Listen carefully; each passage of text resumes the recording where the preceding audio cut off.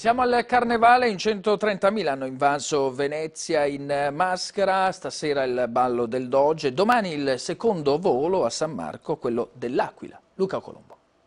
Ma questo tricorno l'ha noleggiato qui, è suo? No, è mio. E come ha fatto a portarlo? In che valigia l'ha messo? In un enorme sacco da valigeria.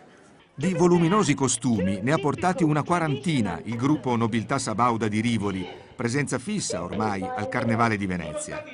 E chi si è avventurato fuori dai percorsi soliti nella Venezia defilata di San Giacomo dell'Orio si imbatte in un settecentesco talent show culinario con uno sventurato cuoco partenopeo e la sua assistente, forse veneta, alle prese con le ricette in piemontese stretto di una damina stizzita.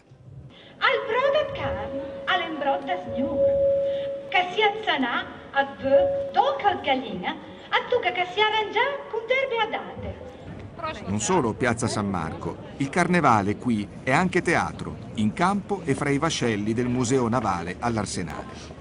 Il flauto incantatore di Valentina Conforto e l'eloquio di Alessandro Bressanello, nella parte di Bepin detto Betonega, raccontano storie e leggende di mare e laguna. Una notte del 1110, cari bimbi, c'è stato un nubifragio.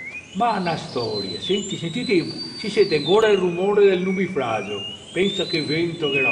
Beh, insomma, con un grande boato, l'isola di Metamauco sparì nei fondali. Ogni pietra a Venezia ha una storia. Qui siamo su questa mattonella, ma chi c'è stato qua prima di noi? Sicuramente Carlo Goldoni. Oh, esatto, e anche Casanova. Pantere. Bene, noi ci fermiamo qui, dopo la sigla il meteo, il telegiornale torna più tardi. Grazie a tutti per averci seguito. Buona serata.